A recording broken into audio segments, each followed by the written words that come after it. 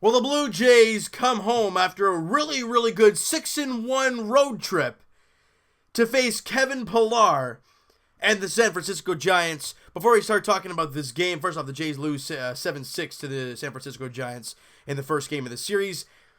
Kevin Pillar meant so much to this team, the city, the country, and you know the emotion he had with all the players, especially Justin Smoke.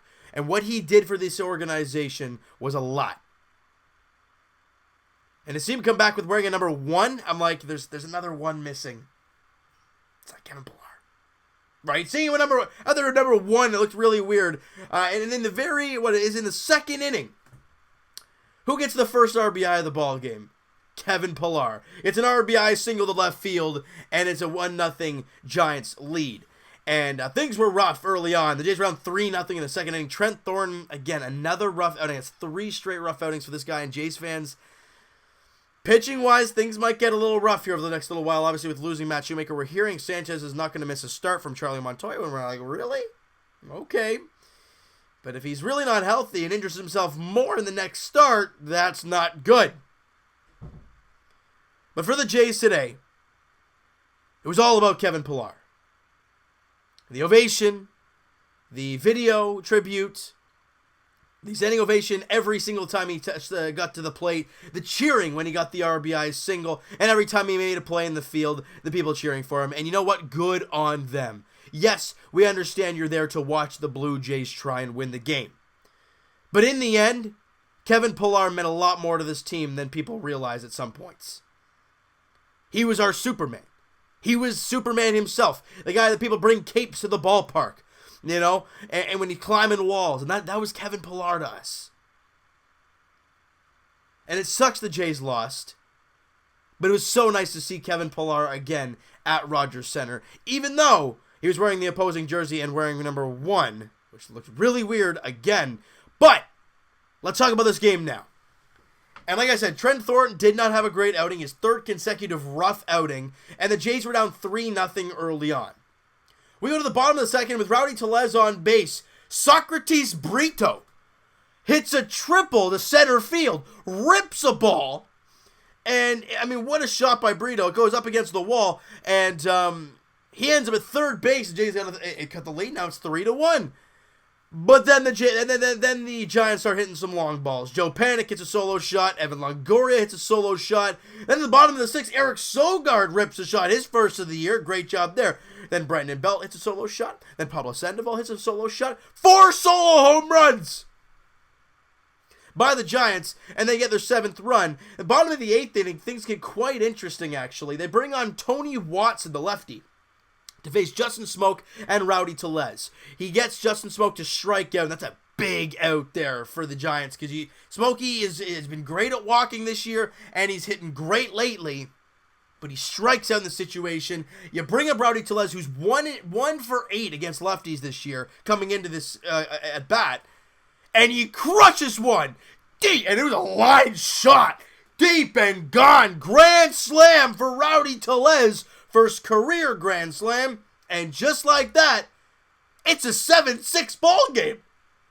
Now, ideally, the Jays don't get any offense the rest of the way, and they lose 7-6. But, as we have talked about over and over again in the past, I understand we've gotten used to winning lately, and seeing a loss is not so fun. But, we got to remember what this team is all about. And seeing Bo Bichette go down with a broken hand is not fun for Jays fans. We wanted to see him. We're not going to for a little while.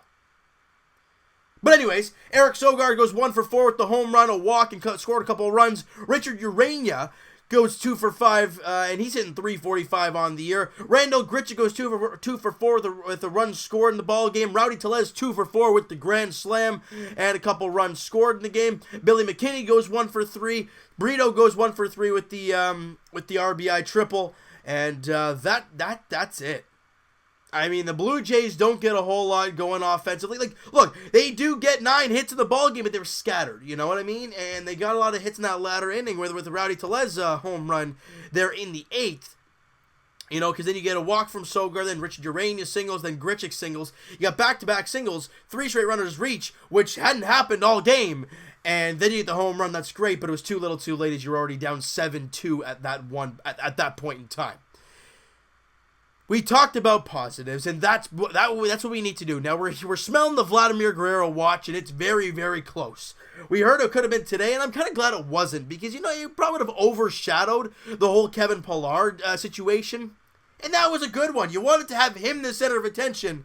And it was actually a lot more people at Rogers Center tonight. That's good, because you wanted Kevin Pillar to see some people. Because, man, if he's seen what we've seen against, like, Baltimore earlier in the year and teams like that, I mean, it's been awful there at Rogers Center to start the season. But the Jays are now 11-13 on the year. And Game 2 of the series goes tomorrow against the Giants. It's only a 2-game series, so you look for the split. As Drew Pomeranz is on the mound, former Boston Red Sox, former San Diego Padre. Drew Pomeranz on the mound for the San Francisco Giants against Clay Buchholz for the Blue Jays. And Buchholz, I think he didn't have a great start in his last one. Or was he good in the last one? Hold on here. Let me find.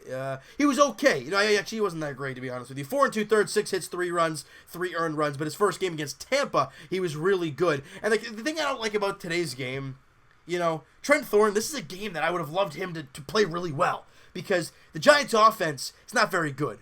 And seeing Trent Thorne get lit up, and seeing Daniel Hudson get lit up, and seeing Thomas Pannone get a couple home runs against him, and I mean, this team is not supposed to be very good offensively. They had 4 home runs and had 7 runs in the ballgame. Not very good. The only guy who had a scoreless time was Tim Mays, and he only threw 2/3 of an inning. But it happens, and the thing about baseball, you gotta have a quick memory. You gotta have forget about the game.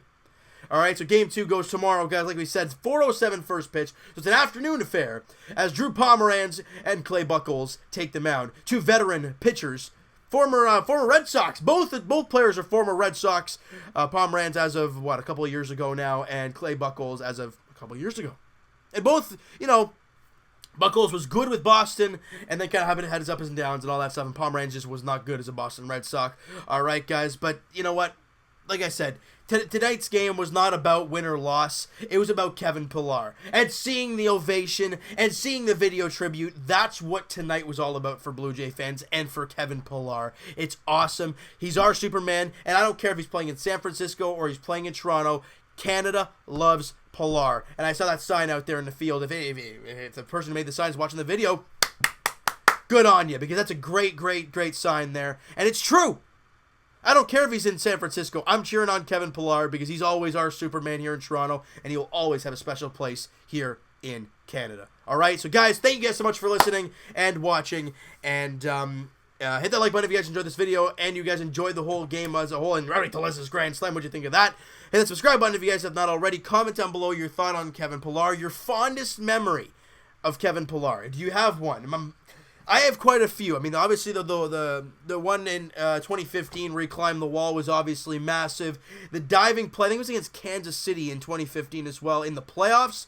And obviously, the stealing home last year against the New York Yankees fired everybody up. And just the countless diving catches from Kevin Pillar.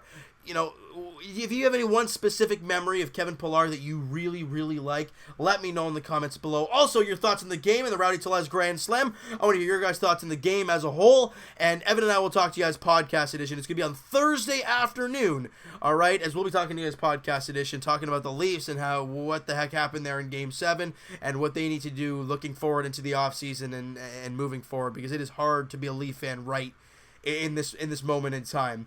And as for the Toronto Raptors, we'll talk to you guys very shortly here, as they do a great job against the Orlando Magic, taking care of business in 5 games, knocking out the Orlando Magic and facing the Philadelphia 76ers in round 2. We'll talk about that last. The reason I'm doing it last is because that's the only positive thing to take out of today. So we're gonna end the night on a positive note. All right, and guys, as for the what? So, I totally forgot to talk about my main man, Mo Buckets, on Twitter. Blue Jays Wave on Instagram. Go check him out, guys. Great stuff, quality content, and it's, again, always pinpoint right as things occur. You heard that Bo Bichette got injured. He was the first guy I saw to post it. He is on the spot. Blue Jays Wave on Instagram. Go follow him up on Instagram, guys. Do so, please.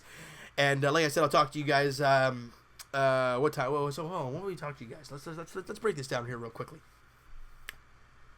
we'll talk to you guys Leafs edition sometime in the next few weeks. I'm going to give Leaf fans a little bit of a break and a breather to kind of relax and forget about hockey, and then bring them back to talk about the season that was and what this team needs to do moving forward to improve and actually beat the Bruins next year. But even then, this team is cursed against the Bruins, so we'll have to wait and see how that plays out. We'll talk to you guys in a week or two then. And as for the Raptors, we'll talk to you guys very shortly, like I said, as they clean the clock of the Orlando Magic and move on to round 2 of the NBA playoffs. And as for the Toronto Blue Jays, guys, they play the finale of the mini 2-game set against the San Francisco Giants. Drew Pomeranz, Clay Buchholz, the starters, in tomorrow afternoon's game, 4:07 first pitch at Rogers Center, as the Blue Jays look to get back into the win column after tonight's tough loss. Thank you guys so much for listening and watching. I hope you guys enjoyed this video. We'll talk to you guys then.